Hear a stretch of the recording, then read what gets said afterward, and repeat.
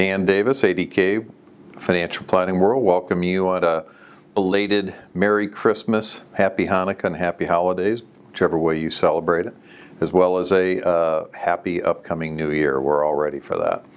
As I was preparing for our market update, it just became obvious to me that we've done so many updates because of just of how crazy things have been, that instead of really doing a market update, what I thought I would do is take a couple topics, one of which we've been talking about quite a bit, the virus, and then inflation and IPOs, and blend those together and talk about those versus a traditional market update. I thought it would be less repetitive and a little more interesting and valuable for you. So as we really take a look at the virus, there's so many components to it that we've discussed. I thought what we would talk about is distribution as well as mutation. And so distribution, I just want to again tip our hats to just the amazing speed at which the collaboration between the scientific, the medical, the pharmaceutical, as well as the government, all working together to get us where we're at right now is nothing short of just amazing. And like I said, just a big hat tip and thank you to all of them. But now the challenge really is around distribution, and we have two completely viable operations coming from Moderna and Pfizer. And best I can tell from having read voluminously on this is that late June is when we should expect that first wave of vaccinations, the double jab, if you will, to be complete within the U.S. I haven't read anything that really leads me to have good numbers on Europe, Asia, emerging markets, et cetera, even though the race is on for all the above. Some of the challenges around the distribution you've read, so I won't belabor them. But in talking with some of our clients, I ask them, will you take the first wave of this or not? And it's interesting to me, probably about 2/3 of our clients, it's just an absolute no-brainer that whenever they're able to get in line, they will, and they'll get the vaccine. Another third kind of vacillates, and I was in that group initially on the vacillation, and my biggest concerns were just the unknowns of if it was done this quickly, what would be the risks long term. And having had conversations with some clients, specifically a couple that's in Houston that I respect immensely. Her undergraduate degree is in epidemiology. He's a professor. Both of them I would classify as in the scientific community. And they stepped up and were part of the Baylor Phase 3 Moderna trials. And in talking with her about weren't you concerned about it, and really understanding how the technology of it works, without a doubt I've moved to that 2/3 group that if I could get the Moderna vaccine, I would step up and do it. I'll probably wait to the back end of that end of June because I've already had the virus, and so I feel like I'm a lower risk, but I still want to make sure that I'm getting the vaccine. The thing that in that third group that I really hear of the most is the concerns about long-term viability. And I don't really know what kind of effects that will have on the rollout of the vaccine, because my sample size is a very well-educated first level of affluency people group. So time will tell on that. The thing I've enjoyed the most, you heard me use the phrase "the jab," as you read about articles from Asia, from Europe, et cetera. All of them call it a little different. The thing I've enjoyed the most is the way the Brits call it the jab. And in discussing that with my family, I thought it was humorous, but I learned from my daughters that the negative connotation of it would cause me to say, let's just call it the vaccine so that people don't get concerned about the needles and whatnot. We're now starting to hear about the mutation of this in the UK. And that, as you've heard me talk about in past videos, is the one unknown of this, is will it mutate? Most people know that it will. But will it mutate in a way that render the vaccines impotent, or will it just cause them to have to tweak it some? Both Pfizer's and Moderna's, because of the way that it's put together, has the ability to be tweaked. But again, it would end up being like the flu vaccine, where it's reactive, not necessarily proactive. So time will tell on that. If the rollout is successful distribution-wise, and if the mutation doesn't throw a big curveball out there, the best that I can tell is that adds about 2% to the U.S. GDP for 2021. And 2% on the largest economy in the world is a really big deal. So time will tell on the vaccine. If we then shift over to inflation, the biggest question that I get about inflation is why is it so low? And if you go back to like 2007 through 9, or most recently, when you get this huge amount of money that comes in from the central banks, and in this case, fiscally from the government, why hasn't that created inflation?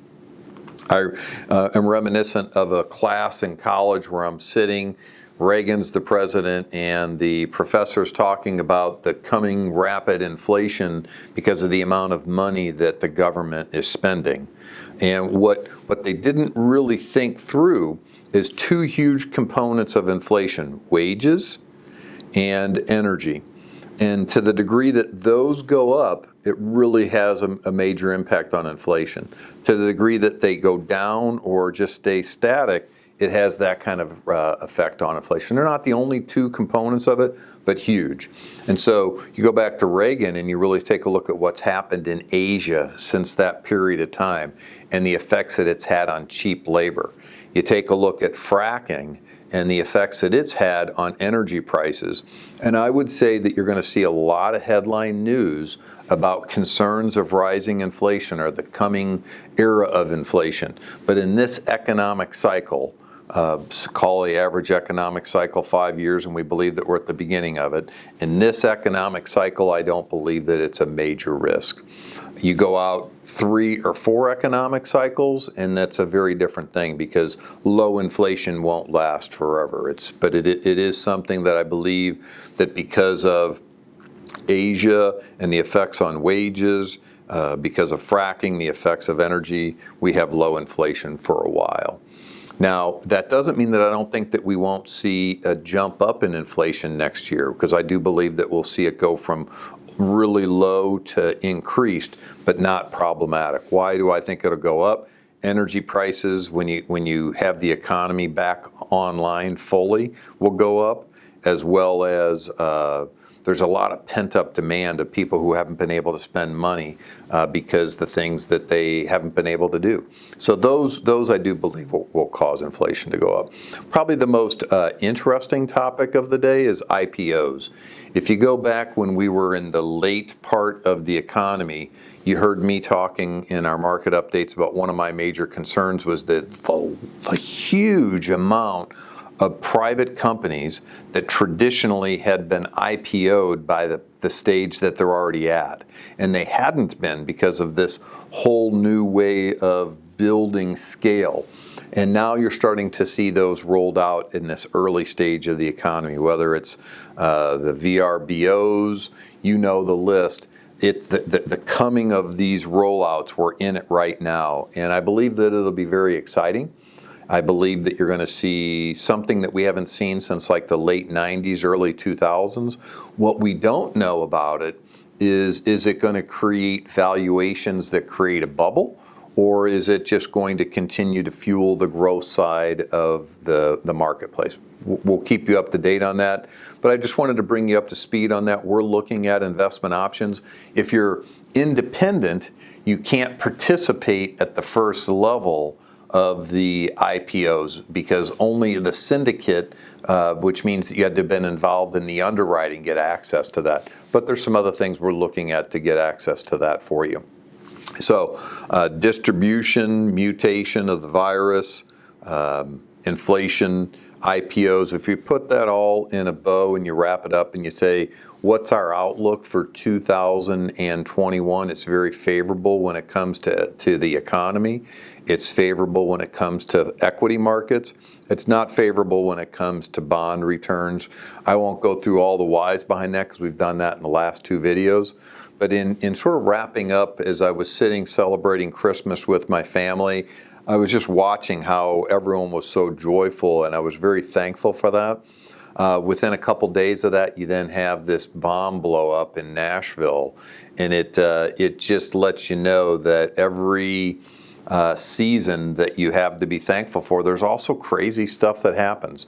Some of you reached out via email. The bomb that went off was 30 minutes from where we live, very close to where my wife works. She was not working that day. And still a lot to be unraveled to determine the why and the who on that. But interesting thing is my family uses AT&T both for our home internet as well as for all of their phones. I use Verizon, and so Verizon was unaffected. But as I talk to you here today, AT&T internet at our house is still down, and my kids have a spotty connection back home. We're in St. Louis visiting my mother, so here they have unaffected coverage. So just you never know in life. But I'm very thankful for you, thankful for the business, the relationship, the trust. If there's anything you need from us, let us know. I probably won't be doing any market updates for a little while as winter sets in St. Louis. I plan to avoid being there unless necessary. So if something crazy happens, I'll do a market update. But if not, we're probably talking March. And want to, again, just thank you. If there's folks that you know that could benefit from the kind of relationship that you and I have, send this video to them, introduce us to them. We're actively growing the business through referrals. So thank you, and may 2021 be filled with great health and family enjoyment for you. Thank you. Signing off from St. Louis.